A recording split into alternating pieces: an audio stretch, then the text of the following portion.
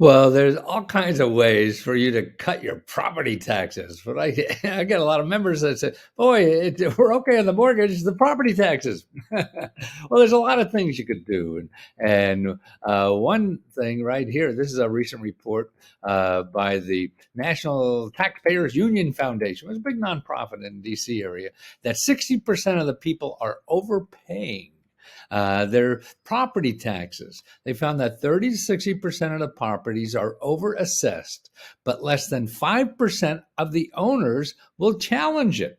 So you're just taking anybody's word for how much you got to pay, which you don't have to do that. And that's the key to everything in life, man. Just don't accept it because, oh, it's a government agency, it must be right. Nah, bullshit. We know better than that. Everybody makes a lot of mistakes. I make dozens of them. The older I get, the more I see I make them. So you better be careful with me too. The average annual property tax bill has risen 4%. And maybe as much as $3,700. But if you're among the people that are overpaying, you're wasting $1,800. Now, here's another statistic on that. Here's appeal property taxes. This is the key. What you got to do, you got to appeal it. Hey, why are you paying that? They say one thing. Well, investigate, and you'll find out maybe it's another. Another option says that plenty of property owners challenge their assessments each year, and between 20 and 40% of them win lower assessment. So you get up to 40% chance of getting a bill. Worst case, you got to pay what you owe, right? And it's crazy. Plus, remember, there's other kinds of ways of not paying as much too. There's tax relief for property owners. I mean, there's a lot for veterans, there's a lot for seniors, people with disabilities, homesteading, they say, if you're living there, you don't have to pay as much. There's always, so you got to check your office and the state office about these tax relief for paying property taxes. So that's another way to get down. Also, a lot of these, if you have trouble paying, they probably have a way. I mean, a lot of members, got out of paying their, they charged extra because they didn't pay on time. They got that taken care of. It was dismissed because of the pandemic. So if you owe late property taxes and they're putting on an extra payment for this, you could get that changed. How do you do that? Well, I would say you go to the office first, that does the property taxes. If they don't help, then you go to your elected officials. They're the ones that have power over that. And you get that penalty and some maybe payment thing going on.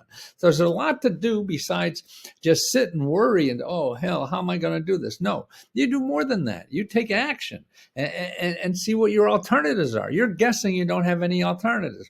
Man, it's a big world out there. A lot of stuff is happening, and you and I have no idea it's happening.